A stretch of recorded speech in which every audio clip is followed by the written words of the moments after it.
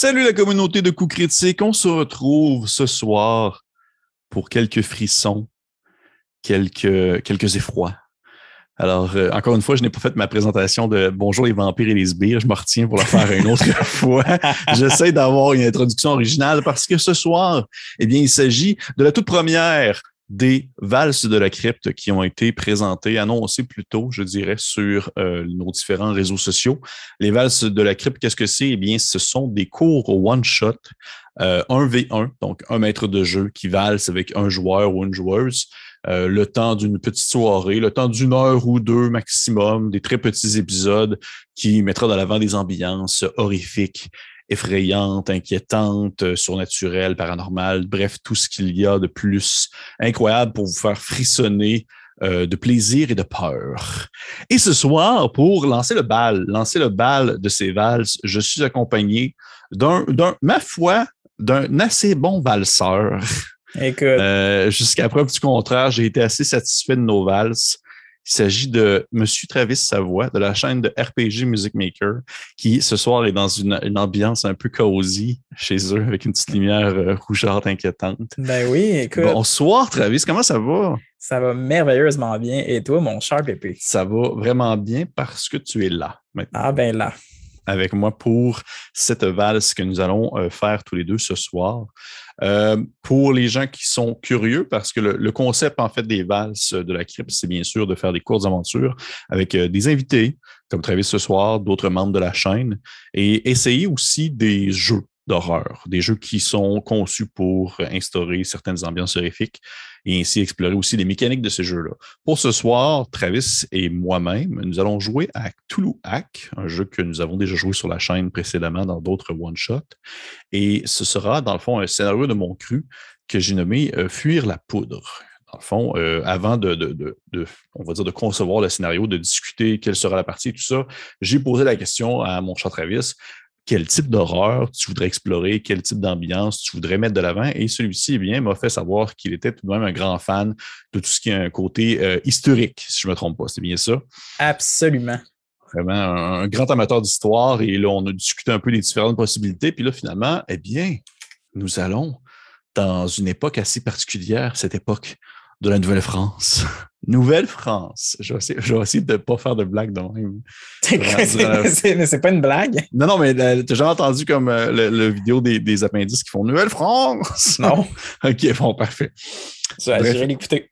Je vais l'écouter après, mais pour ce soir, du moins pour la prochaine heure et demie, ce sera une ambiance horrifique. Rappelez-vous, mettez-vous dans l'ambiance un peu de ces fameux épisodes des Contes de la crypte ou de toutes ces espèces de séries d'anthologie où durant une heure, vous viviez une aventure d'horreur qui était un peu précipitée, mais tout de même qui venait droit au but, c'est-à-dire nous faire passer un moment de plaisir et de frayeur. Eh bien, c'est un peu ça qu'on essaie de pousser de l'avant ce soir avec les valses de la crypte. Et on se lance ainsi dans notre aventure historico-horrifique que nous avons appelée justement « Fuir la poudre ». Donc, nous sommes présentement de l'an 1758, plus précisément dans les environs du 15 novembre 1758, dans une période que nous nommons la guerre des conquêtes, que nous connaissons bien qui s'est terminée plutôt par la prise de Québec, mais qui a été précédée par de nombreux conflits armés entre, bien sûr, la couronne britannique, la Nouvelle-France, et quelques tribus, en fait plusieurs tribus autochtones qui se sont on va dire, guerroyer ou rester neutre face à la situation. Et bref, ça a été une période assez marquante, on s'entend pour nous, Québécois. Ça demeure très, très, très important dans notre histoire et nous visitons ainsi ce petit moment historique du mois, plutôt de l'année 1758 en novembre, alors que ce cher Louis-Antoine de Bougainville, un homme militaire, officier de la marine, navigateur, explorateur français et même écrivain, a décidé de quitter ce qu'on nomme aussi également le Fort Duquesne, parce que je le prononce comme du monde, Fort Duquesne de cette année 1758, en direction, dans le fond, de Québec, puisque très bientôt, dans les prochains mois, dans la prochaine année 1759, il y allait avoir ce qu'on connaît comme étant la prise de Québec. Et lors de cette période, ainsi en plein hiver, Louis-Antoine de Bougainville a quitté le fort Duquesne dans les environs de, mettez-vous en tête, c'est dans les environs de Pittsburgh, si je ne me trompe pas, dans ces coins-là, et a remonté une partie des différentes rivières dans des petites embarcations en direction de Québec avec ces hommes qui le suivaient, c'est-à-dire des marins, des miliciens, des soldats. Un nombre plusieurs d'entre eux sont décédés durant le voyage de froid ou de faim. Et nous retrouvons ainsi à ce moment du mois de novembre, alors que le Louis-Antoine de Bougainville ne se doutait pas que la glace allait prendre dans les lacs et les rivières, bloquant ainsi son avancée par les courants maritimes en direction de Québec. Et ainsi, ses compagnons lui-même ont dû débarquer en pleine nuit sur, dans le fond, un lac gelé et continuer à pied jusqu'à la capitale nationale. Mais nous, ce que nous suivons, ce n'est pas Louis-Antoine de Bougainville précisément, mais bien un de ses hommes, un de ses fidèles miliciens qui l'accompagne dans cette, on va dire, dans cette quête, en quelque sorte, cette espèce de moment d'importance où il va rejoindre Québec pour la défendre contre l'Empire britannique, contre la couronne britannique. Et au travers de ces différents hommes à la barbe gelée, aux cheveux, dans le fond, figés sous une couche de neige et de glace, emmitouflés sous des couches et des couches de peau d'animaux, leurs fusils comme collés entre la fourrure, mais bien loin de la peau, les souliers de trappeurs aux pieds, l'espèce de grande raquette faite en c'est pas du lin, c'est pas des raquettes en lin? Bref, des raquettes... En quelque chose. Des raquettes en peau. Non, c'est pas en peau. Bref, des raquettes. Vous connaissez ce que je veux dire par là. Des raquettes au travers de ces différents amas de personnes qui se ressemblent un peu tous, alors qu'ils sont tous emmitouflés de la même manière.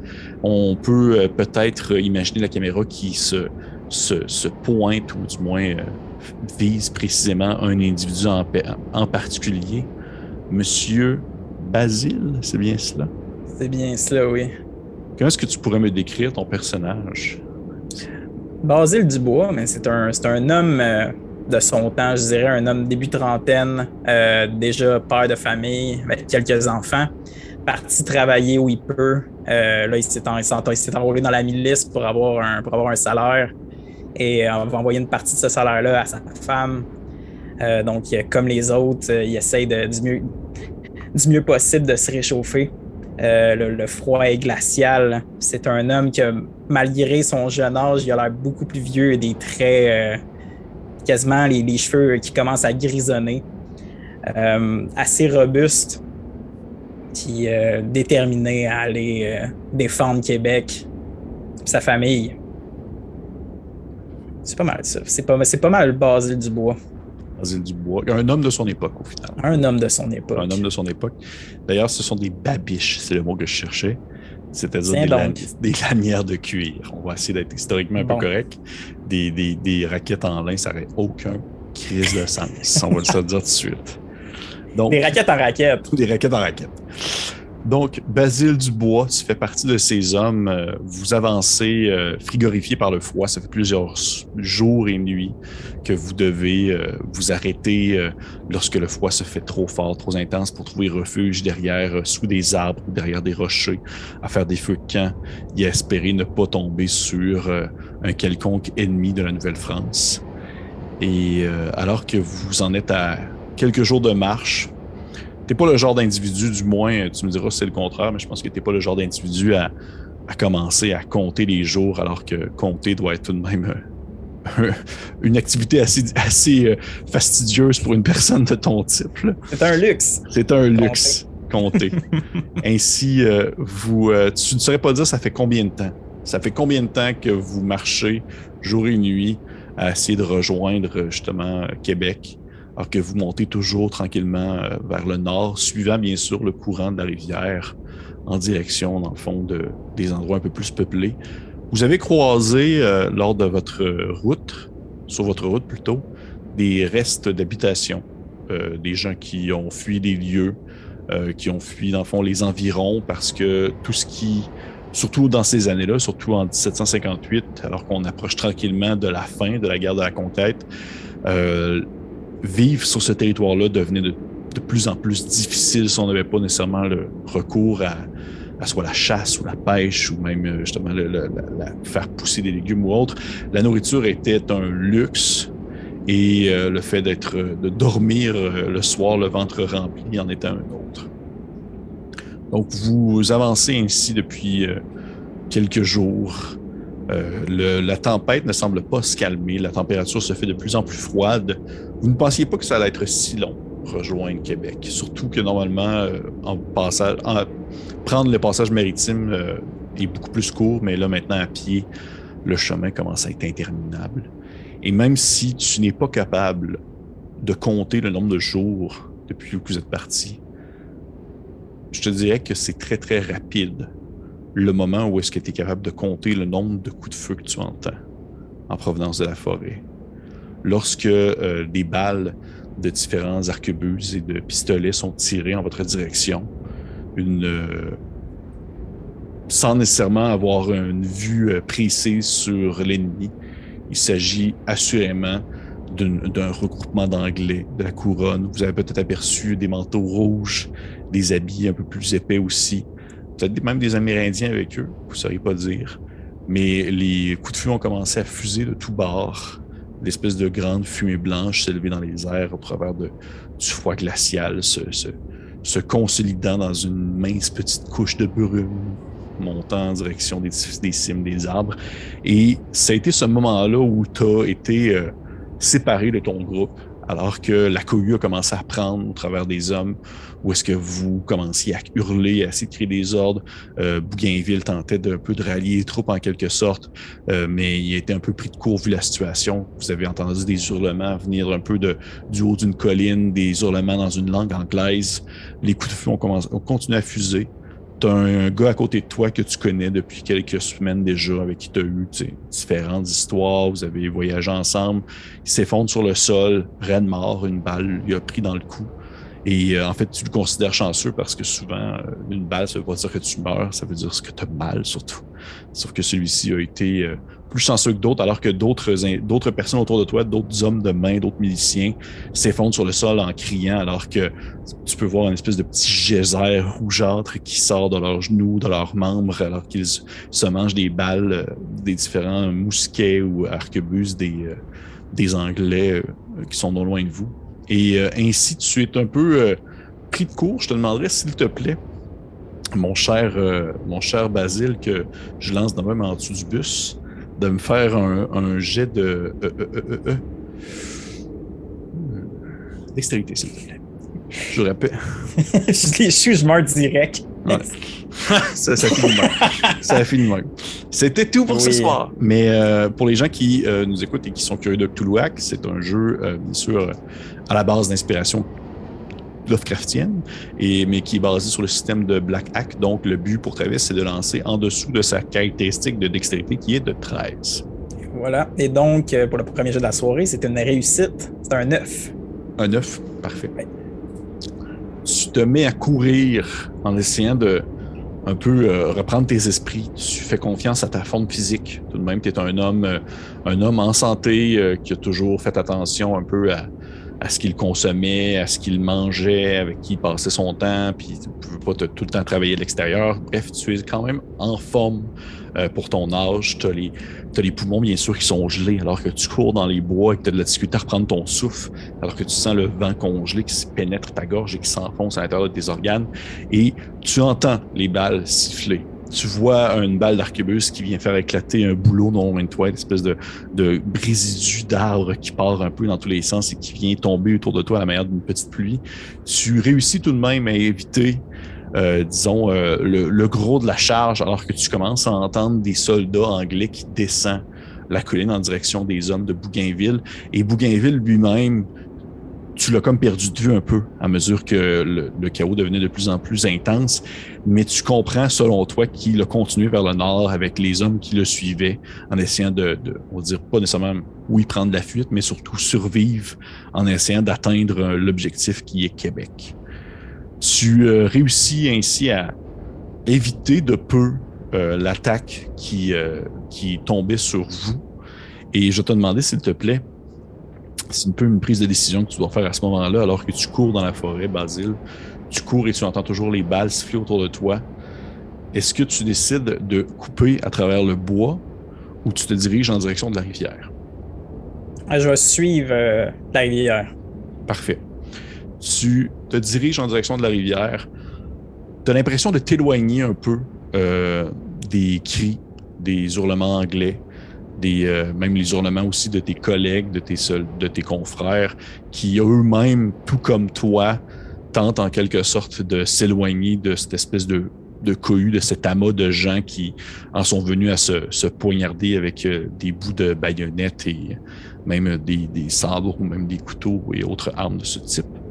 Et tu t'éloignes en t'approchant de la rivière et encore une fois, tu le vois, cette espèce de passage. C'est une très large rivière. C'est une grosse rivière qui permettait de remonter en direction au cœur, on va dire, de la Nouvelle-France en soi. Mais malgré le fait qu'elle est très large et qu'elle est très, on va dire qu'elle a un fort débit, tu vois dans le fond la glace qui est très épaisse sur le dessus et qui permet aux gens de se déplacer au besoin. Et puis ce qui a vraiment expliqué pourquoi est-ce que vous avez été resté pris ainsi au beau milieu de la glace. Là. OK. Et est-ce que tu continues sur la glace ou tu suis la rivière? Je vais essayer de m'éloigner le plus possible des bruits et du combat. Basile va garder son pistolet un peu tremblotant de tout ça, vraiment nerveux.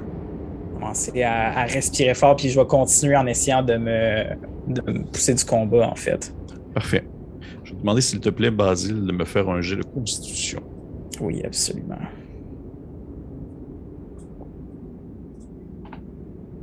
Et c'est une réussite. Parfait. Tes poumons sont enflammés. Tu as vraiment l'impression d'avoir une braise qui vient se coller aux parois, dans le fond, à l'intérieur de tes deux gros organes, de tes deux gros poumons. Mais tu as réussi tout de même à maintenir ta vitesse de marche, faisant confiance à tes jambes, faisant confiance à ta vitesse et faisant confiance aussi à ces raquettes en babiche que tu as aux jambes, que tu as aux pieds plutôt. Et ainsi, tu t'enfonces de plus en plus loin afin d'éviter les conflits. Et encore une fois, tu entends encore quelques coups de feu, puis un silence commence à retomber et c'est un silence qui est suivi plutôt de coups de...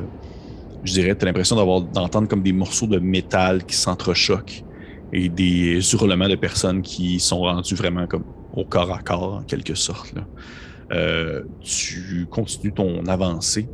Et alors que le silence commence tranquillement à retomber, que tu as l'impression de t'être vraiment, je dirais, éloigné du conflit, tu entends des voix. Tu entends des voix en provenance derrière toi, des voix anglaises. Je te demanderais peut-être de faire un jet d'intelligence. C'est un échec. T'as aucune idée de ce qu'ils disent. Aucune idée. T'as pas été élevé pour apprendre l'anglais. T'as appris comme quelques mots vu la situation, là, sauf que présentement, avec le stress, avec l'angoisse, tu ne sais pas du tout qu'est-ce qu'ils veulent dire, mais alors que tu as l'impression que tu t'éloignais, si on veut, du conflit, tu te rends compte que les voix deviennent de plus en plus fortes alors qu'ils semblent suivre ta trace et que certaines personnes se sont ainsi dispersées à la recherche des gens qui ont commencé à s'étendre un peu aux 80. Et alors que les voix deviennent de plus en plus intenses, tu entends une voix qui hurle vraiment comme en ta direction et tu entends un chargement de pistolet et un autre coup de feu part. Et encore une fois, tu vois une balle qui vient comme se fendre en deux un petit arbuste non loin de toi. Celui-ci s'écroule sur le sol. Ça aurait pu être toi au lieu d'être un arbre. Tu as été vraiment chanceux. Et tu continues ainsi ta vitesse, tu continues ainsi à courir. Et alors que comme je l'ai mentionné tout à l'heure, vous croisiez depuis le début des restes on va dire, de bâtiments, de maisons et tout ça, mais c'est arrivé aussi à quelques reprises que vous avez croisé vraiment des fermes. Il y a des gens qui habitent les environs. C'est une zone qui est quand même relativement peuplée, puisque vous êtes non seulement sur le bord d'un affluent marin qui est assez important, mais aussi parce que vous êtes de plus en plus proche des cœurs de la colonie. Il y a des personnes qui vivent reclus, qui sont là, qui vivent de leur vie quotidienne. Et alors que tu t'éloignes et que tu commences à espérer, si on veut, prendre de la vitesse sur les gens qui te poursuivent, tu aperçois au loin une cabane en bois avec de la lueur à l'intérieur. Tu vois un dessus de cheminée, dans le fond, qui crache des espèces de grands motons boucaneux, des espèces de petits nuages gris qui sortent. Et tu as vraiment l'impression de sentir presque la chaleur ambiante d'un endroit réconfortant. Qu'est-ce que tu fais, Basile? Basile va un peu essouffler, entend les cris en arrière, puis ouvre un peu son manteau de fourrure, puis regarde le pistolet qui est là, referme son manteau, recouvre, puis maudit lâche. Parfait. S'enfuit du combat, continue, puis se court vers la maison, la petite chaumière, en fait. Parfait. Tu arrives à côté de la chaumière, tu vois que c'est vraiment une petite demeure perdue un peu de nulle part. Comme d'autres, là, ces endroits sont accessibles par des chemins, des sentiers qui ne sont connus que par les propriétaires des lieux, en quelque sorte. Et tu peux voir cette espèce de petite chaumière-là qui est construite avec l'aide de nombreux rochers qui ont été accumulés, du bois également. En vient à être tout de même très bien, je dirais, je cherche un terme francophone là, pour cosy. Là, c'est très, très, très réconfortant. Ça semble être très solide aussi. Ça semble pouvoir résister au froid de l'hiver. Tu vois qu'il y a une espèce je vais utiliser justement mon bon franglais vu la situation. Là. Il y a genre une chaîne à bois non loin de toi avec des bûches qui ont été coupées récemment. Il y a une hache qui est plantée dans un grand tronc d'arbre. Et tu remarques des traces de pas sur le sol qui tranquillement disparaissent à mesure que la neige tombe. Et tu as peut-être même l'impression d'apercevoir à travers une petite lucarne de l'extérieur une forme qui se déplace à l'intérieur. Une forme tout de même assez frêle, peut-être une femme. OK. Je vais la suivre discrètement. Peut-être essayer d'aller lui parler le plus possible, mais je vais attendre de m'approcher avant d'attirer son attention. Question qu'il y ait le moins de distance entre nous si elle me remarque. OK. Mais tu sais que pour la contacter, il faudrait que tu puisses comme lui parler parce que présentement, la chaumière est fermée complètement. Là. Absolument. Parfait. Tu t'approches et elle semble en aucun moment soupçonner ta présence, dans le sens que présentement à l'extérieur, c'est une grosse tempête de neige, c'est très épais, la visibilité est presque nulle et elle est probablement dans son quotidien à faire quelque chose alors que toi, tu sors un peu de nulle part, tu arrives au pas de la porte. Qu'est-ce que tu fais? Je vais cogner. Même je suis épris de panique. Basile va essayer de regagner un peu ses esprits. Puis il sait que il y a peut-être quelqu'un de frais à l'intérieur, que c'est peut-être pas comme des soldats, justement, ou quelque chose du genre. Fait que simplement cogner. OK, parfait. Tu cognes et ça prend quelques secondes avant que la porte finalement s'ouvre et tu vois une grande dame d'environ peut-être pas loin de ton âge, je dirais, dans la trentaine, une espèce de chiffon refermé sur sa tête, sur ses cheveux. Elle porte une grande espèce de robe de campagne un peu, mais très épaisse, avec une fourrure sur les épaules. Et tu vois qu'elle a une espèce de chevelure un peu blond, semi-long, qui lui tombe sur le côté de la tête, mais qui est refermée en dessous, dans le fond du foulard sur la tête. Et derrière elle, une jeune fille d'à peu près 6-7 ans et un jeune homme d'environ peut-être 12-13 ans se tient derrière elle, un peu à l'air apeuré. Et elle-même, tu vois qu'elle a un regard, je dirais, suspicieux au moment où elle ouvre la porte et qu'elle tient dans ses mains une espèce de fourche qui sert probablement à autres utilités au quotidien, mais que là, elle l'a comme pris un peu en dessous de son bras et qu'elle l'a pointé en ta direction. Puis elle te regarde justement d'un air incompris, du moins de confusion, et elle fait qu'est-ce qui se passe? Basile lève juste ses mains dans les airs. Est-ce que vous pouvez m'aider? J'essaie de. J'ai besoin de me cacher. Elle se tourne vers ses enfants. Elle regarde. Tu vois qu'elle se tourne la tête en direction de un peu comme ta droite, comme si elle regardait quelque chose d'autre. Et elle se retourne vers toi, puis elle fait oui, rentrez maintenant. Tu vois qu'elle se tasse, puis elle te laisse rentrer, puis au moment où tu rentres, elle ferme la porte derrière toi. Tu vois qu'elle met une espèce de loquet, un genre de loquet assez épais en fer par-dessus un petit lock. Et elle se tourne, puis elle dit est-ce que c'est les Anglais? Oui, c'est ça. Ils sont pas loin d'ici. Merci. Écoutez, il n'y a pas de problème. Elle dit c'est ça que Louis Joseph aurait voulu que je fasse. Puis tu vois qu'à ce moment-là, elle se tourne un peu à droite et tu vois une espèce de peinture un peu vieillotte dans un cadre rond ovale au-dessus du foyer qui représente un homme d'à peu près ton âge dans une espèce d'habit un peu militaire. Et également à côté du foyer, aussi une espèce de sable de cavalerie qui est à côté là, ainsi que des différents vêtements. Et elle te regarde encore une fois d'un air... cette fois-ci, la méfiance laisse place, je dirais peut-être, à la confusion et à la peur. Puis elle te dit est-ce qu'ils sont loin? Est-ce qu'ils sont proches de la rivière? Ils sont bien proches, madame. Faut pas trop faire de bruit. Parfait. Elle se tourne vers un des enfants et elle dit Théodore, va porter le monsieur dans la chambre. Vite, dépêche-toi. C'est sûr que le jeune homme, il te regarde, puis c'est un petit gars de 12 ans, mais il est quasiment aussi grand que toi déjà. Là. Puis il est dans un costume, un peu des vêtements qui sont trop grands pour lui, qui appartenaient probablement à son père. Puis il fait ouais, monsieur, suivez-moi. Puis sûr qu'il te pogne quasiment par l'épaule, puis il t'emmène en direction d'une chambre annexe. Et tu vois qu'au moment où vous rentrez dans la chambre, celle-ci n'a pas de fenêtre, c'est fait vraiment comme super obscur. Puis il ferme un peu la porte, mais celle-ci demeure un peu entrouverte. Et à ce moment-là, tu vois la dame en question, elle est comme en train de comme se replacer son costume, comment est-ce qu'elle est habillée.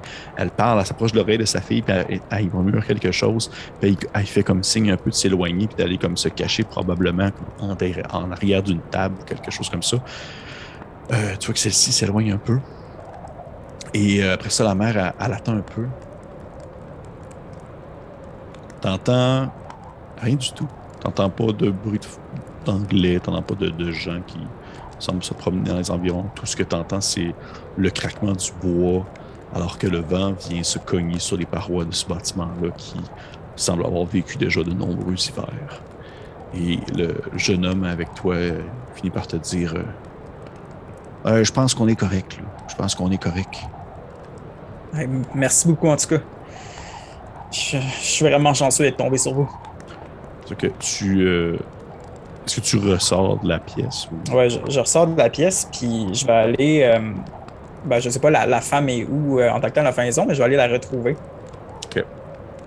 Tu qu'elle est comme dans... tu sais, on s'entend, là, c'est pas une maison, il n'y a pas 8 pièces, là, il y en a genre comme 3. Il y a genre comme une grande salle qui sert à la fois de salon ainsi que de salle à manger et salle d'accueil. Après ça, il y a comme une salle pour dormir, une chambre, puis il y a probablement comme quelque chose d'autre. Et tu vois qu'au moment où tu retournes dans la salle principale, elle est comme en train de comme couper, tu vois qu'elle est comme en train de couper des aliments qui ont comme été comme trempés dans... Ça ressemble à du sel ou quelque chose comme ça, là, des choses qu'elle garde un peu de côté. Puis elle se tourne vers toi, puis elle fait asseyez-vous, la soupe s'en vient. La soupe s'en vient, là. Elle dit, vous pouvez pas ressortir comme ça ce temps-ci, là. C'est un plan pour attraper le mal.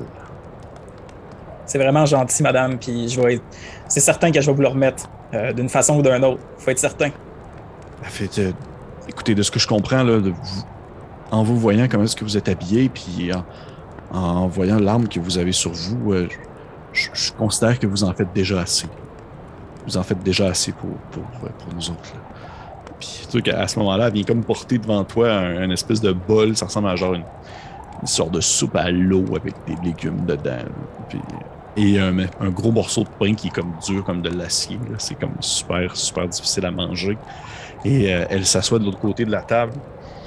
Puis ceux que ses enfants viennent comme le rejoindre, puis t'as vraiment cette espèce d'amoncellement de gens qui te font face de l'autre côté complètement de la table. Puis elle dit voulez-vous bien me dire qu'est-ce qui se passe dehors? Puis Basile va comme, même avant de répondre, ce qui est affamé, prendre une bouchée de pain, commencer à manger de la soupe. Ah, en passant, mon nom c'est Basile Dubois. Il commence à manger ça, puis dehors, c'est la guerre. On s'est fait prendre par les Anglais dans la forêt. On s'en va à Québec, mais je sais même pas sont où les autres. Il commence à continuer à manger, puis même si c'est pas la meilleure chose qu'il a mangé de sa vie, tout passe. Parce qu'il est absolument affamé. Tout passe. Elle fait. Tu sais que la femme a fait. Oui, je comprends. Puis effectivement, je vois que vous avez faim, puis c'est complètement compréhensible depuis le début de la guerre. La nourriture se fait tellement rare, là. Désolé pour mes manières, hein. Ça fait longtemps que j'ai pas mangé. Oui, je comprends très bien. Écoutez, est-ce que vous dites que vous êtes fait attaquer, vous étiez avec un régiment, vous étiez... Oui, c'est exactement ça. J'étais pas... c'était pas mon régiment, bien sûr, mais on s'en va vers Québec. On était supposé aller défendre ça, puis je me sens enrôlé. Faut absolument que j'envoie de l'argent à ma femme. Je comprends. Comment est-ce qu'elle s'appelle, votre femme? Catherine. Puis Basile, de son gros manteau de fourrure, va sortir un espèce de bout de papier chiffonné, comme une lettre. Puis si vous pouviez aller poster ça pour moi, je le sais pas quand je vais pouvoir le faire. Ça serait bien gentil, puis bien apprécié. Puis je vais pousser la lettre. Puis peut-être... je sais pas si j'ai quelques pièces sur moi, mais vraiment pas grand-chose. Ça, c'est pour votre trouble. Puis poussez ça en sa direction. Tu qu'elle regarde la lettre en question. Puis les quelques piécettes à côté. Puis elle attrape la lettre et elle fait monsieur, les coursiers sont très loin. Là. On est nulle part ici. Là. Je sais pas quand est-ce que je vais pouvoir aller porter ça à quelqu'un qui va faire le trajet, mais écoutez, si c'est ce que vous souhaitiez, c'est mieux comme ça. Est-ce que vous pensez que votre fille est en danger? Ou... Que ma vie, certainement. Mais là, présentement, vous êtes en sécurité, là, tout va bien. Vous avez raison. Si vous pouvez rester ici jusqu'à demain matin, vous êtes bien aimable. Demain matin, vous allez pouvoir partir quand genre la tempête va se calmer, puis que je présume que les Anglais seront plus dans le coin. Là, Vous avez bien raison. Une bonne nuit de repos, ça me ferait pas de tort. Oui, effectivement. Bon, écoutez, je vais... C'est sûr qu'à ce moment-là, elle est comme sur le bord de se lever. Puis t'entends une espèce de... à la porte.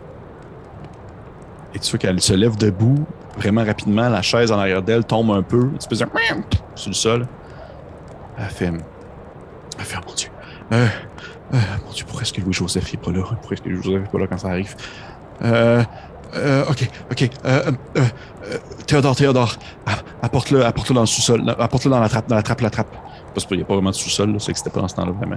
Et tu vois que Théodore, il se lève debout, encore une fois, comme tantôt, l'espèce de même exercice, sauf que là, définitivement, ils sont un peu plus à la presse. Il y a quelqu'un à la porte qui vient de cogner et il t'attrape encore une fois par l'espèce de les épaules. Et tu vois qu'à défaut de t'emmener comme dans une autre pièce, il y a une espèce de trappe située non loin, on va dire du comptoir, est-ce qu'elle fait à manger, où il doit probablement avoir des aliments qui sont gardés là au froid parce que c'est directement dans le sol.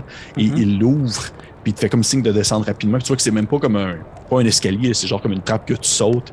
Puis une fois que tu tombes, t'as comme on va dire tu l'as à peu près jusqu'ici, là, t'as comme tu sors la tête, ta tête sort de la trappe, sauf que le reste de ton corps est dans le trou en soi. Là. Tu vois qu'il te fait signe, il fait hey, dépêchez-vous, monsieur, dépêchez-vous, faut pas attendre là. Fait que je vais me cacher dans la trappe du mieux que je peux, puis prendre. Tu sais, j'imagine que j'ai encore mon linge sur moi, fait que mon pistolet.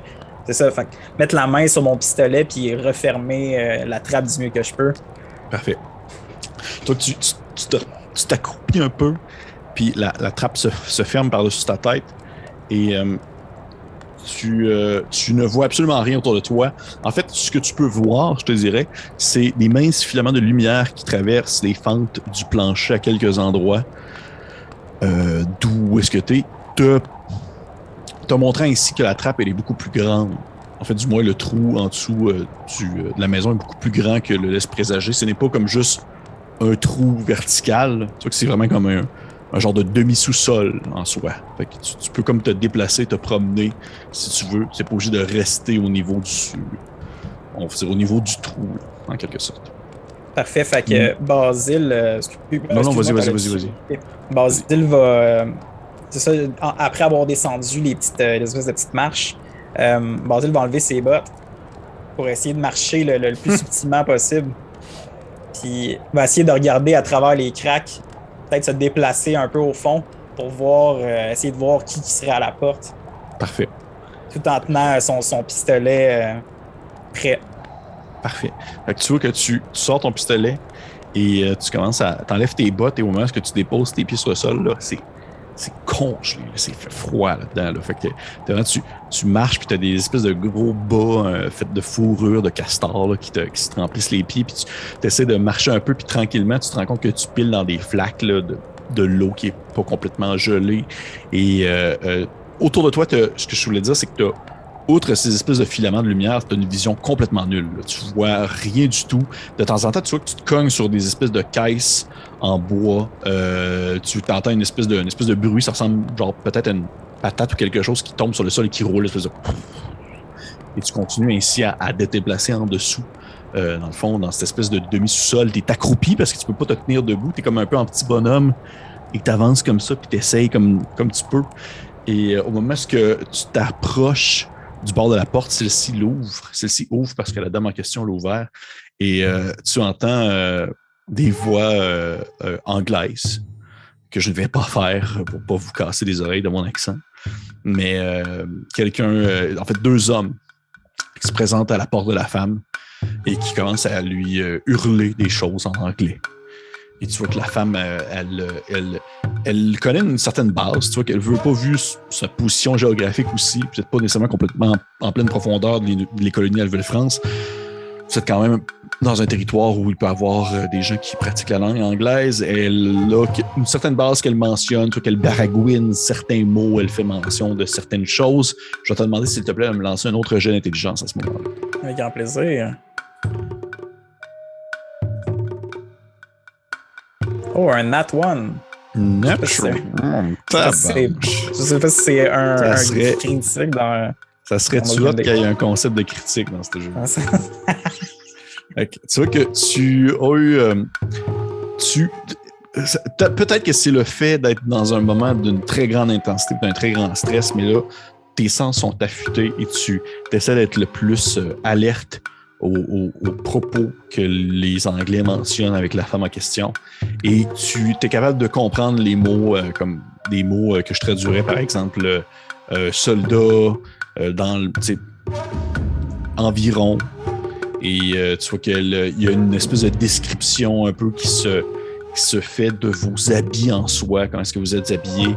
Et tu vois que la femme, elle mentionne que ça lui dit rien, qu'elle n'a pas vraiment entendu comme vu quelque chose ou qu'elle a entendu des coups de fusil, entendu des gens qui se sont promenés à l'extérieur, mais elle n'a pas comme rien de ça qui lui vient en tête en termes de... Elle nie ta présence. Et tu vois que les soldats anglais à ce moment-là, il y en a un qui commence à avancer. Tu entends le craquement du bois, là. Puis là, tu as un petit grain un peu de poussière qui tombe sur la tête alors qu'il passe vraiment au-dessus de toi. Tu as ces grosses bottes anglaises là, super stéréotypées là, au-dessus de ta tête là, alors qu'il regarde un peu autour de lui et qu'il regarde les enfants parce qu'ils sont présents dans la pièce et qu'il continue à discuter avec la femme. Et tu vois qu'il y a un des Anglais qui a vraiment comme son manteau un peu ouvert sur le côté, révélant comme justement son espèce de pistolet qu'il a à la hanche, son pistolet à poudre, pour essayer de faire un effet un peu d'intimidation. Et tu vois qu'encore une fois, les mêmes questions reviennent. Ceux qui reposent la même question reposent la même chose. Ils disent, elle a les mêmes propos, mais tu vois qu'à chaque fois que ceux-ci reviennent à leur question originale, il y a tout le temps un peu plus d'incitation. C'est un peu plus agressif, c'est un peu plus agressif. Puis je vais te demander, s'il te plaît, mon cher Basile, de me lancer un jet de sentimental. De 5. Oh! Certainement. Donc, c'est un D8. Oui, et tu ne dois pas avoir 1 ou 2. Et c'est un 8. C'est un 8. C'est comme un genre de critique, s'il y en avait encore. Il y en avait. Donc, tu demeures aussi silencieux et immobile qu'un bloc de glace. Et alors que tu es dans le sous-sol et que tu regardes au-dessus de ta tête les Anglais qui sont en train de discuter avec la dame en question, tu entends dans l'obscurité en avant de toi une espèce de...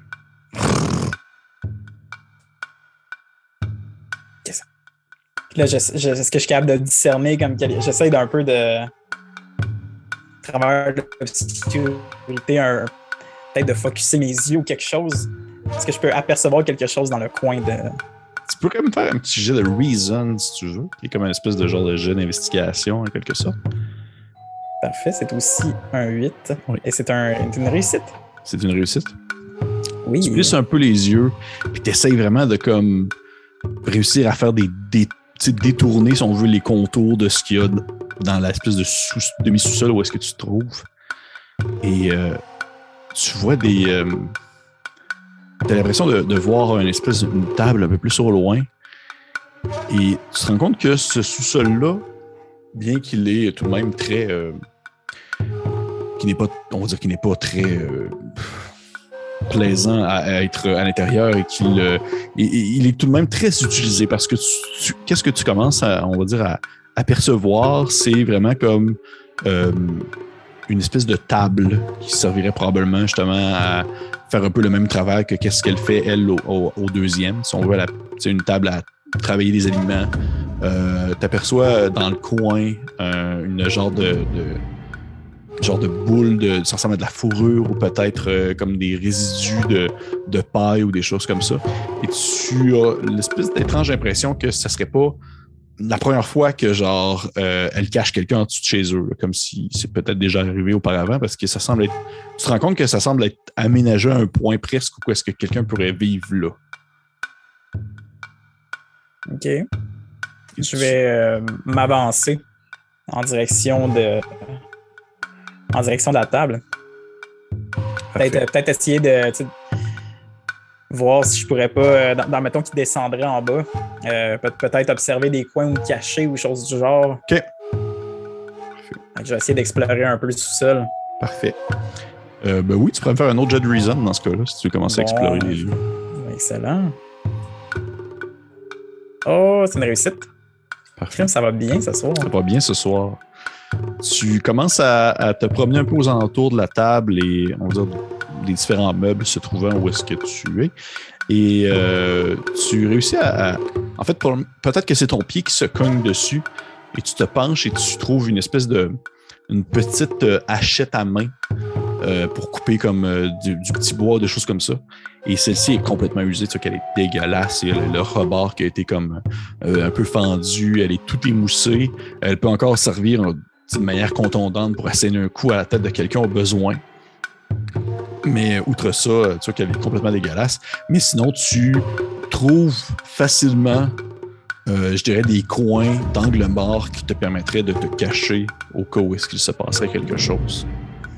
Et au moment même où est-ce que justement tu as cette remarque-là, cette découverte-là, t'entends des bruits de pas qui viennent d'en haut et qui se dirigent en direction justement de la trappe en question. Où est-ce que tu es? Qu'est-ce que tu fais? Je me cache dans un de ces raccoins. Tu te caches dans un de ces le plus subtilement possible. Parfait. Je te demande de me faire un jet de dextérité. Et je vais te donner l'avantage. Parfait. Vu la situation. C'est une réussite. C'est une réussite. Parfait. Donc, tu te places derrière une espèce de ça ressemble peut-être à je dirais justement un genre de gros cube en bois, une espèce de caisse où est-ce qu'il doit y avoir des objets quelconques à l'intérieur, peut-être des anciens meubles ou autre chose de ce genre-là. Et au moment même où est-ce que tu réussis à te glisser derrière la caisse, tu entends une espèce de... Alors que la trappe s'ouvre, il y a un espèce de jet de lumière ainsi se projette en ta direction presque. Et t'as vraiment tu restes silencieux. Tu es derrière ton morceau de bois. Et tu entends les Anglais qui discutent avec la dame. Et la dame est comme genre, elle a l'air comme leur faire signe. Non, il n'y a rien en bas. Là, c'est vraiment juste comme un endroit où on met du stock, là, on met des affaires là. Tu vois que les Anglais commencent à y parler un peu plus sec. Il y a un des hommes qui, tu vois que, en fait, tu ne le vois pas vraiment. Tu entends juste plutôt les hommes qui lui parlent presque qui l'engueulent, alors que, je te dirais, tu peux apercevoir du coin de l'œil, là, vraiment une tête anglaise qui descend un peu, là, un genre de homme vêtu, encore une fois, de fourrure quand même, mais elle a une gueule bien carrée, comme tout bon anglais. Et il regarde un peu aux alentours, faisant une vision périphérique de l'endroit, là. Mais tu t'es très bien caché à ce moment-là. Et alors que lui-même, il regarde en bas, qu'il fait le tour, puis c'est l'obscurité la plus totale. Toi qu'il il fait comme un peu exprès, là, il se met comme il lâche un cri comme en direction du sol, une espèce de hey! Juste pour voir s'il va comme avoir une réaction quelconque. Tu ne réagis pas puisque tu l'as entendu. Mais tu entends une espèce de quelque chose d'autre qui a comme bougé non loin de toi. OK. Ça va, Travis? Je regarde en direction comme un espèce de sursaut. Ouais. Puis je vais prendre un peu de tremblotant, prendre mon pistolet, puis être prêt à savoir si ça va être... si l'anglais va aller voir ou chose du genre, prêt à toute éventualité. Puis c'est ça, je vais rester prêt et en silence. OK. C'est OK. Tu sais, l'anglais, tu penses qu'il n'a pas comme entendu le bruit alors que toi, tu l'as entendu. Parce qu'il fait une espèce de... Ah, there's nothing here. Il relève sa tête un peu, il dit comme, il n'y a rien dans le coin. Il relève la tête, la trappe se referme lourdement. Elle se referme, ça retombe dans l'obscurité la plus totale. Tu entends les deux Anglais qui se déplacent encore au premier étage, qui discutent avec la dame et qui s'en vont tranquillement vers la porte de sortie.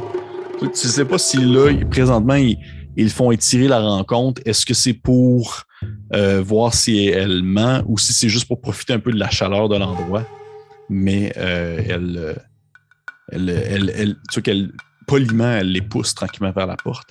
Et ça finit un peu sur le cadre de porte alors que un des deux Anglais lui demande on va dire de sortir et de faire du bruit si jamais elle a l'impression de voir d'autres gens à l'extérieur, que ce soit toi ou d'autres soldats en déroute. Et finalement, elle ferme la porte derrière eux. Qu'est-ce que tu fais, Travis?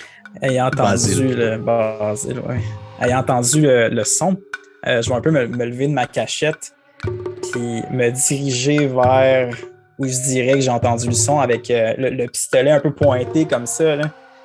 Puis vraiment en marchant vers la direction pour aller investiguer le bruit. Parfait. Tu commences à marcher en direction de l'endroit où est-ce que tu as entendu le bruit. Je vais te demander, s'il te plaît, de me faire un jet de... En fait, deux choses. Je vais te demander de me faire un jet de...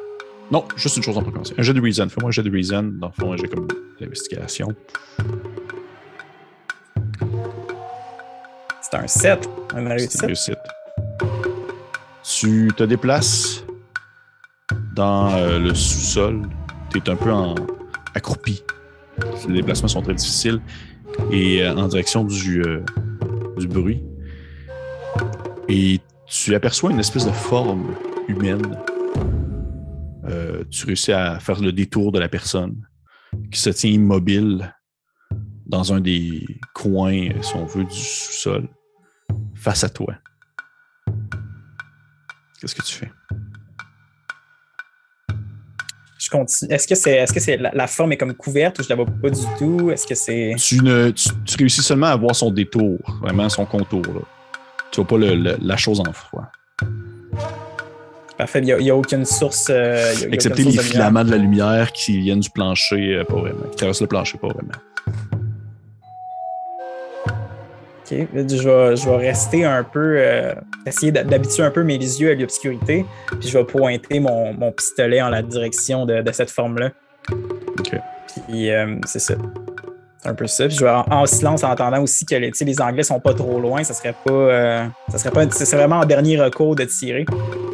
Fait que vraiment, essayer un peu d'investiguer qu'est-ce que ça pourrait être.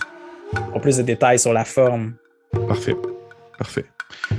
Tu essaies de plisser un peu les yeux, tu essaies de vraiment comme essayer de définir, si on veut, où commence le corps et où arrête celui-ci. Je vais te demander de me faire, s'il te plaît, un jet de santé mentale cette fois-ci. C'est la même chose. C'est un 6. Une réussite. Une Que réussite. tu retiens un cri alors que tu t'approches un peu et tu vois que c'est peut-être le fait que tu ailles comme marché, ça fait une vibration sur le sol ou peut-être même que tu as accroché quelque chose, mais du moins la forme que tu as devant toi tombe un peu vers l'avant en s'écroulant et tu te rends compte que c'était comme un habit ou du moins des morceaux de vêtements qui étaient comme maintenus sur place à la manière presque d'un pantin ou d'un genre d'épouvantail et qu'ils s'effondrent sur le sol genre en plusieurs morceaux rembourrés de paille, de bois. Mais tu vois qu'il porte un espèce d'habit, un genre d'habit militaire. Parfait. Basile comme sursaute puis accroche peut-être comme une caisse en arrière, fait un peu de bruit puis je retiens un cri puis va ranger vraiment reculer, se ranger un peu vers l'arrière, faire quelques pas par en arrière. Oui. Parfait. Tu vois que le silence est complètement retombé. Tu entends la dame au-dessus de toi, à l'étage, qui tranquillement commence à comme respirer. Tu vois qu'elle s'accote sur une chaise, puis tu l'entends comme genre lâcher comme un petit... Mais ça passe proche.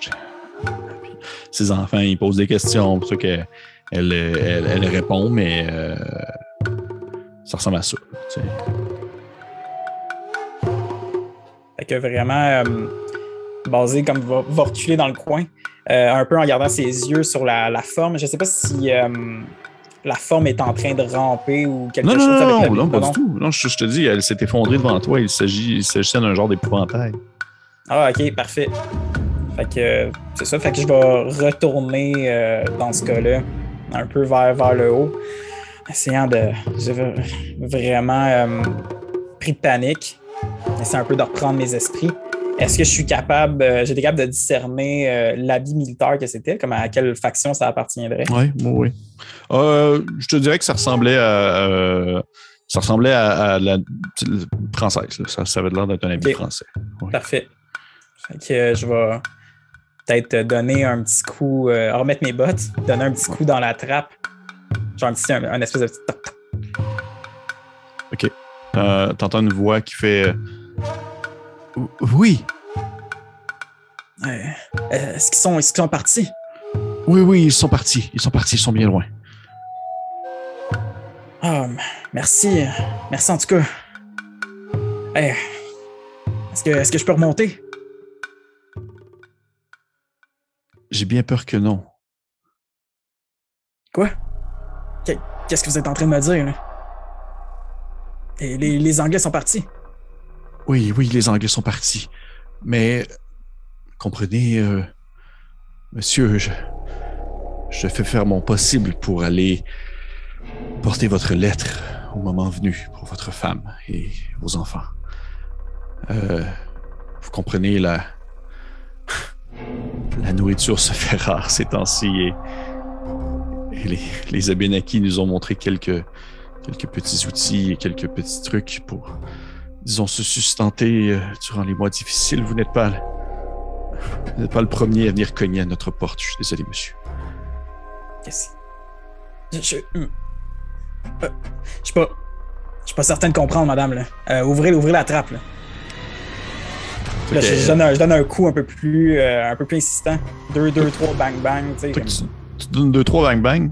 Et lorsque tu donnes tes bang bang, tu as l'impression que ça sonne un peu plus étouffé, comme s'il y avait quelque chose de lourd qui avait été transporté sur le dessus de la trappe. Et à ce moment-là, tu l'entends, elle, s'approcher, on va dire, marcher, faire quelques pas vers un coin, si on veut, de la pièce. Puis elle dit Louis-Joseph, tu peux sortir, les Anglais sont partis. L'homme, il a un pistolet, mais ça ne sera pas difficile, je crois. Et à ce moment-là, tu entends, toi, en dessous, seul où est-ce que tu es, un déplacement, une espèce de... comme quelque chose qui bouge. Je me retourne vraiment comme subitement. C'était quoi ça? Puis là, je remets mon pistolet un peu. Oups! Je remets mon pistolet un peu comme en espèce de garde comme ça. Puis j'essaie de regarder dans l'obscurité. Je pourrais pas percevoir quelque chose qui se déplace. Vous savez, monsieur, lorsque vient le temps de, disons, vouloir survivre en ces moments difficiles, il n'y a pas de mauvaise manière de s'y prendre. Je crois que c'est le moment le plus opportun pour revenir à nos débuts de la proie et le chasseur. Je crois que le bon Dieu pourra nous pardonner un peu cette divergence d'habitude si nous commençons à consommer d'autres gens de notre espèce. Puis vraiment, Basile va, même au point où c'est troublant ce qu'elle vient de dire, il va l'ignorer puis vraiment essayer de se focusser sur les mouvements dans le sous-sol, voir s'il n'est pas capable d'observer quelque chose. Parfait. Puis vraiment commence à paniquer un peu. Là. Parfait. Tu vas me faire, en fait, je vais te demander de me faire deux choses. Je vais te demander de me faire en premier lieu un jet de santé mentale et en deuxième lieu un autre jet de reason. C'est un 8, c'est un réussite pour la santé mentale et c'est une autre réussite pour jet de reason. Parfait. Tu as une espèce de grosse gouttelette de sueur qui te coule jusque dans les sourcils pour finalement tomber comme en petit tas dans tes yeux. Et t'entends comme en espèce de pamoison, un genre en duo, là, t'entends l'espèce de grattement, quelque chose qui se déplace dans le sous-sol, que la dame à l'étage qui dit vous savez, monsieur, lorsque nous sommes en santé, que les Abénakis nous ont expliqué un peu comment ça fonctionnait. Si nous sommes en santé et que nous mangeons d'autres chairs humaines, tout va bien aller. Je considère que vu la situation dans laquelle vous vous trouvez, vous méritez tout de même une certaine explication.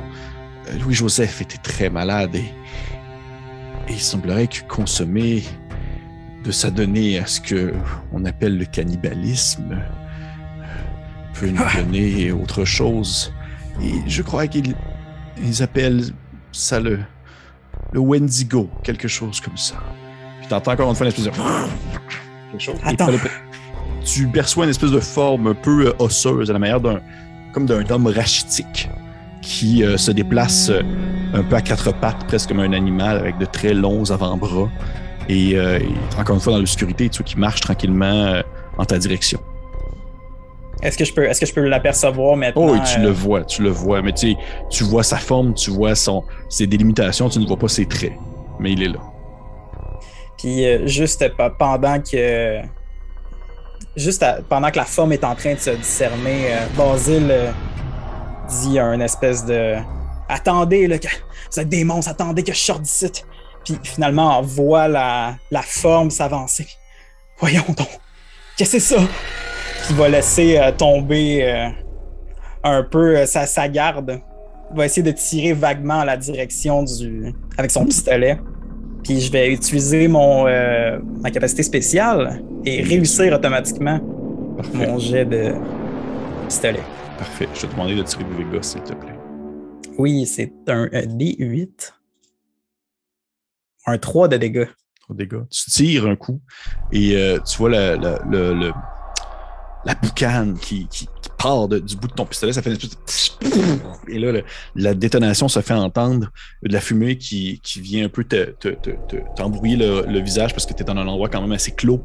Et la balle, sans nécessairement la voir atteindre son but, tu le sais qu'elle a touché parce que tu es tout de même un tireur assez talentueux et t'entends la créature, ou du moins la personne qui était peut-être autrefois un homme devant toi, faire un gémissement de douleur, comme si elle était en train de râler vers vers la mort, avant de finalement reprendre du poil la bête et courir vers toi rapidement en faisant une espèce de... En rampant sur le sol très, très rapidement, tu vois une forme obscure qui fonce sur toi et qui essaie de t'attraper. Qu'est-ce que tu fais, Basile?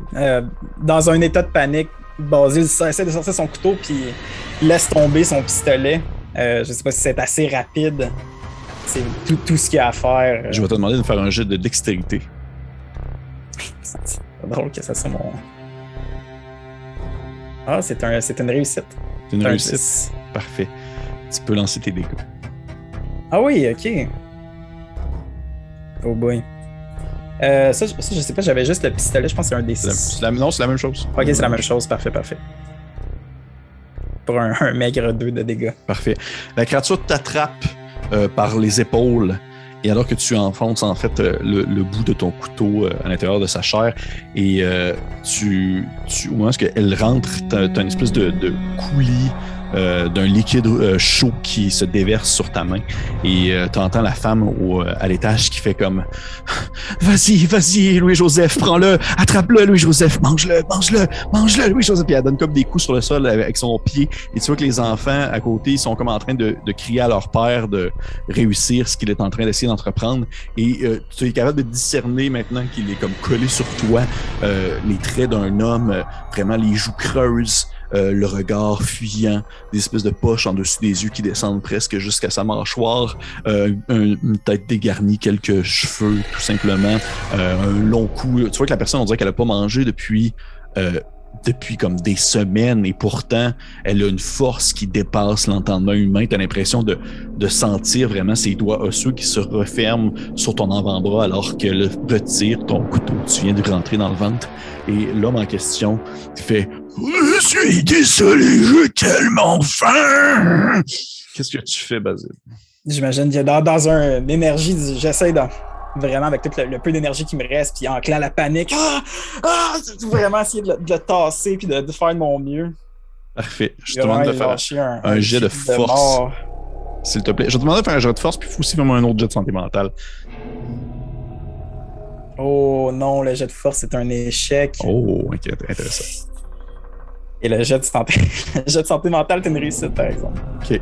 Tu vois que tu tentes tu maintiens en esprit, tu t'es tombé dans le mode genre guerre, tu es qu'un soldat, tu es dans une situation, on veut dire, critique où ta vie est en danger, et tu tentes de repousser l'homme en question, mais celui-ci baisse sa tête en ta direction de ton avant-bras, puis tu entends ses dents faire... alors qu'il commence à s'approcher de ton avant-bras, puis tu vois des espèces de gencives qui sont pourrites, mais qui semblent être aussi solides que de l'acier, qui viennent se refermer sur le dessus de ta chair pour finalement arracher un morceau. Alors que je vais te demander de t'enlever 6 points de vie, s'il te plaît. Basile, alors que tu commences à sentir aussi comme ton sang qui se met à se couler, à se mélanger au sien, alors qu'il commence à se délecter, si on veut, d'une partie de ton avant-bras. Tu vois une de ses mains, il prend ses doigts au-dessus, puis il fait juste comme attraper comme ton bout de chair, puis se le rentrer dans la bouche en faisant comme « Je suis désolé! » Et qu'est-ce que tu fais, Basile? En criant de douleur, à tâtons, j'essaierais de... Basile va essayer de reprendre son couteau à quelque part, puis avec l'espèce de bras qui est en train de... à reprendre son couteau, puis d'essayer d'asséner un coup, sinon ça va être seulement d'essayer de se débattre. On va faire un jeu de force.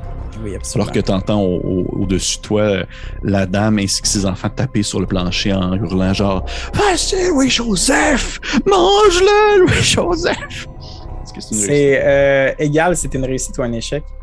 C'est un échec. C'est un échec, alors. Un échec. C'est un échec alors que tu réussis à retrouver ton couteau et tu essaies d'asséner un coup à la personne, en fait, à l'homme devant toi.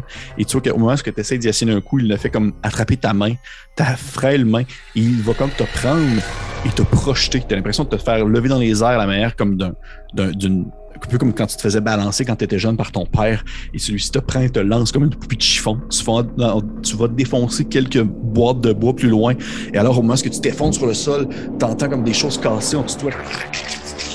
Et tu te tournes la tête un peu et t'aperçois dans le fond les restes de crânes humains qui sont un peu comme empilés à gauche et à droite, des espèces d'ossements. Tu vois une mâchoire, même à un certain point, t'aperçois le reste d'un cadavre qui est encore pourrissant.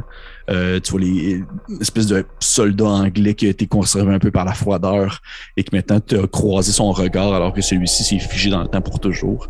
Et à ce moment-là, la femme en question a fait « Vas-y, Louis-Joseph, termine-le! Louis-Joseph, termine-le! » Tu vois,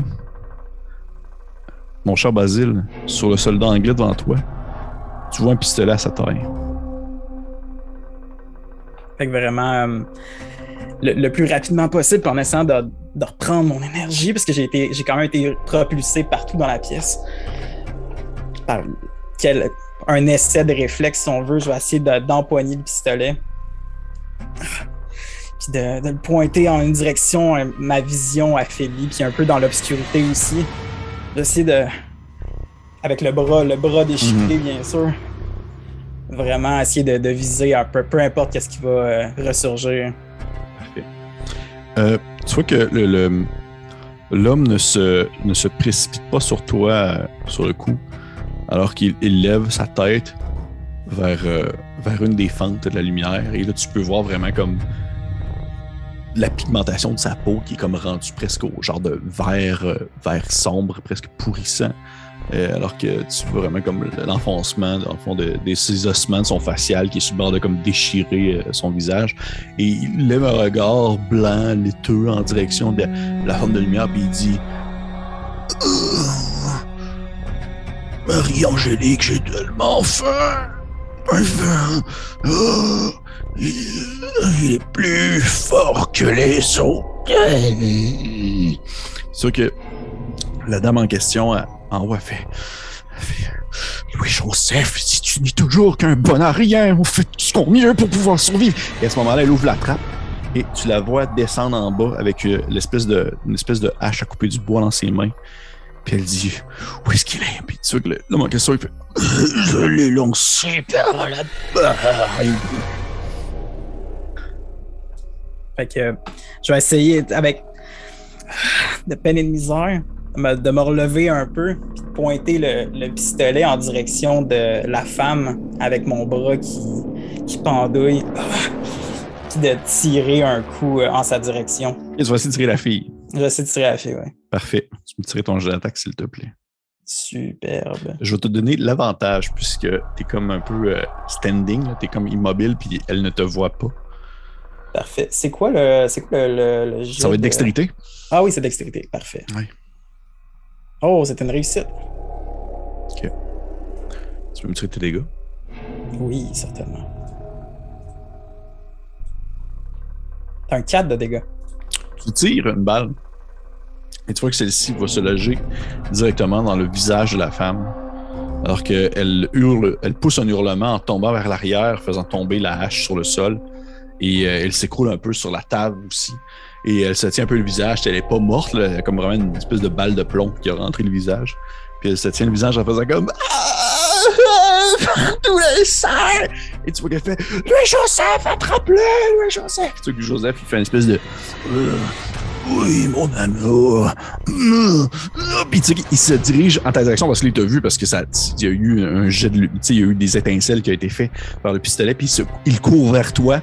La trappe est ouverte maintenant, mais t'as l'espèce de monticule humain devant toi qui te coupe le chemin. Il fonce en ta direction. Qu'est-ce que tu fais, Louis-Joseph? J'essaie de Pas Louis-Joseph, excuse-moi, Basile. Basile. J'essaie de me tirer un peu. J'imagine qu'il y a quelques obstacles. Je vais essayer avec le bras qui me reste, la force que j'ai de pousser des objets pour essayer d'y bloquer le chemin. Ok, cool. Ouais, j'aime ça. Tu me fais un jet de force, s'il te plaît. Vraiment. Vraiment. Oh, c'était oups. Ok, c'est un 4, donc c'est une réussite. Une réussite. Là, vraiment, avec toute l'énergie, puis malgré la douleur, sur l'adrénaline, m'a essayé de. C'est ça, j'ai tu balances des objets quelques dessus. objets. OK. Et c'est quoi ton but avec ça? C'est-tu comme d'essayer de le confondre? Ou c'est quoi ton... Ouais, le confondre, le ralentir un peu ça. Essayer d'aller. Mon but final, ça serait d'aller vers la trappe, pas nécessairement de tuer tout le monde qui est là. OK, parfait. Fait que tu vois que tu balances des objets sur lui, puis il avance en ta direction en faisant une espèce de... Et tu réussis un peu à l'aveugler en lançant comme... Tu sais, t'as peut-être poigné comme justement du linge ou des choses comme ça qui appartenaient aux autres personnes qui ont été comme envoyées dans la trappe pour se faire dévorer. Et tu réussis comme à y lancer dessus lui un morceau de linge qui se débat un peu avec, puis il commence à le déchirer sans vraiment comprendre qu'est-ce qui se passe. Je vais te demander, s'il te plaît, Basile, de me faire un jet de dextérité à ce moment-là. La réussite? Tu passes à côté de lui, sans problème. Tu réussis à le semer en quelque sorte. Et tu sens comme une de ses grandes mains osseuses passer au-dessus de ta tête, alors que tu réussis à te pencher juste au bon moment pour éviter le coup. Et alors que tu atteins la trappe, tu sors, dans le fond. Ou ben, j'imagine qu'il y a la femme à quelque part dans tout ça. Ben elle est comme un peu étendue sur la table qui était comme pas loin de la trappe, celle que tu avais vue, puis elle est en train de hurler de douleur. Parfait. Je vais essayer de sortir de la trappe le plus rapidement possible. Parfait. Tu sors de la trappe. Au moment où tu sors de la trappe, tu sens une espèce de... un contact froid, je te dirais. Peut-être même une petite... ça ressemble à une petite piqûre au début, mais c'est très froid alors que ça devient soudainement très chaud et douloureux. Alors que tu as le jeune homme qui vient de comme te planter un couteau comme dans l'épaule au moment même que tu sortais de la trappe. Et tu vois qu'il fait comme genre, qui fait « Maman, est-ce que ça va? » Puis t'as vraiment comme le couteau qui s'enfonce dans ton épaule. Tu vas te manger un seul dégât. C'est pas si pire. Bon, OK. T'es comme à moitié sorti en soi. Tu réussis à comme te grimper à l'extérieur. T'as la petite fille qui se tient dans un coin de la maison et elle est comme silencieuse à la manière d'un chat comme effouraché. Là. Elle est vraiment comme dans un coin avec ses grands yeux qui te fixent de l'obscurité un peu de la pièce. Et cette demeure qui était si accueillante devient soudainement très inquiétante alors que tu prends conscience autour de toi de plein d'objets ayant probablement appartenu à d'autres soldats qui ont passé par ici. Tu vois qu'il y a même genre des objets qui ont appartenu à d'autres enfants. Peut-être même à des familles complètes. Et t'as le jeune homme qui a comme ressorti son couteau de ton épaule puis qui recule un peu, puis il te regarde puis tu vois qu'il fait Monsieur, je suis désolé, mais c'est parce que rendu là, on n'a pas le choix là. Est-ce que j'ai toujours mon couteau? C'est la question que je pense pas que je l'ai. Non, il est tombé dans ma chute. Fait que je vais me prendre l'épaule vu qu'il vient de ressortir son couteau. Puis à quelle distance il est de moi? Il est tout proche. Là. Toi, je prends en considération que tu viens de sortir de la trappe. Puis il est comme il est même pas à 1 mètre de toi. Là. OK. Je vais essayer de l'empoigner. Oui. Un peu de le brasser avec le bras qui me reste. Puis ultimement, essayer de faire perdre le ballon pour le lancer derrière moi dans la trappe. OK, parfait. Vraiment qu'il perde le ballon dans la trappe. Parfait. Tu me tires un jet de force, s'il te plaît. Oh, c'est un échec. Tu vois que tu arrives pour l'attraper, puis le jeune homme, je te le rappelle, je te l'ai dit en plus tantôt, il est comme grand comme toi, puis il est quand même assez costaud. Et tu vois qu'il fort comme son père, qui n'est plus vraiment humain, il réussit, il te maintient tête, il ne fait comme que te repousser un peu toi-même en direction, si on veut, presque de la porte, là. Mais tu n'as pas réussi à le faire tomber sur le sol, ou du moins le faire tomber dans la trappe. Et tu entends en provenance de la trappe une espèce de gémissement comme de pleurs, peut-être même de douleur qui s'élève, alors que tu entends la voix de la femme qui fait Louis-Joseph, qu'est-ce que vous faites, Louis-Joseph? Et tu entends Louis-Joseph dire j'ai tellement faim. Désolé. Et tu entends la femme hurler depuis dans le fond de la trappe. Je vais, en voyant ça, déjà j'ai comme un peu une espèce de petit combat avec le fils. Tu sais, vraiment, je vais essayer de briser ça, briser l'étreinte, puis me reculer vers la porte en regardant tout devant moi le plus possible. Je vais essayer de me faire prendre de dos. Puis je vais reculer vers la porte. Ton but, c'est de fuir, en fait. Mon but, c'est de fuir, ouais, exactement. Parfait. J'ai le bras ballottant, puis vraiment haletant. Parfait. En fait, je t'avouerais que rendu à ce moment-là, tu réussis à t'en aller. Alors que tu atteins la porte, tu jettes un dernier regard à ta droite où tu aperçois la petite fille qui est vouée à soit une vie d'horreur, ou peut-être même une vie de meurtre, alors qu'elle te regarde depuis l'obscurité dans le coin, ses grands yeux vitreux ronds. Et tu sais qu'elle te regarde, mais que tu as l'impression qu'elle te voit pas toi, mais qu'elle voit juste comme un paquet de chair qui est consommable. Et devant toi, tu as le jeune homme qui se tient encore debout, puis qui se tourne de bord, puis qui il hurle en direction de son père dans la trappe, en hurlant « Papa! Papa, lâche maman! » Puis tu vois qu'il saute dans la trappe avec son couteau. Et tu quittes. Et probablement que la dernière chose que tu entends en sortant de la demeure, c'est les hurlements d'une famille qui est en venue peut-être à s'entremanger. Et toi-même, tu t'éloignes dans cette espèce de résidu de tempête, alors que tranquillement, la poudre commence à retomber. Tu as le sang qui coule sur le sol. Tu vois qu'il y a une ligne rouge qui te coule, en fait, depuis la main qui vient tacheter le sol derrière toi à la manière d'un chemin que tu laisses tracer, d'un chemin qui ne te reste pas marqué dans ta tête, Basile Dubois, alors qu'éventuellement, tu retrouveras tes collègues et tes amis pour pouvoir reprendre la route à Québec. Peut-être que tu parleras vraiment jamais de ce qui s'est passé. Peut-être que tu vas te confier sur ton lit de mort. Peut-être même que tu vas porter ça dans ta tombe. Mais tout de même, jusqu'à la fin de ta vie, tu penses que tu auras toujours un peu le goût de savoir qu'est-ce que ça goûte la viande humaine. Et on va terminer ça là-dessus! Hey! Voilà. Et voilà! Hey! Travis, salut! T'as-tu aimé ça? Oui, j'ai adoré ça, mon pépé. Cool, je suis content. Moi aussi, je trouve que ça s'est très bien passé. Merci aux personnes qui sont là. Merci aux personnes qui ont écouté cette première valse de la crypte. J'aurais dû le mentionner au début que tout de même, il y a des thématiques assez intenses, on s'entend. Je vais le mettre probablement en notation au début, je vais le préciser dans les prochaines introductions. C'était une première. Prochaine introduction, je vais le dire. C'est le disclaimer à la fin. Ouais, c'est ça. Oh, by the way. Oui. Non, mais on va le préciser au début, puis comme ça, je vais me rattraper aussi la prochaine fois. Je vais dire Vampire et Sbire en introduction. Fait que, encore une fois, merci à Travis d'être venu jouer avec moi. Écoute, merci pour l'invitation. Ça fait plaisir. Écoute, je suis tout le temps un plaisir de jouer avec mon bon ami Travis. C'était Cthulhuac qu'on a utilisé comme système avec un scénario de mon cru. Et merci à toi encore une fois, Travis, de RPG Music Maker. Où est-ce qu'on peut te trouver maintenant? Partout, c'est-à-dire Facebook, YouTube. YouTube, Spotify, Patreon, Bandcamp. Mais principalement sur YouTube pour des uploads à chaque semaine de belle musique reliée à Donjons Dragons. Parfait. Et je vous encourage fortement aussi d'aller voir un tour sur son Patreon si jamais vous voulez des exclusivités. Et ici aussi, voter, je crois, pour les prochaines sorties musicales. Si vous avez des thèmes pour vos campagnes, vous faites toujours nommer une idée. Puis si les gens votent, ça me fait plaisir de faire un thème pour votre campagne ou vos idées. Excellent. Donc, merci encore beaucoup, Travis, et merci à tout le monde. Et je vous souhaite à tous et à chacun une prochaine valse. Bonne nuit. Bonne nuit.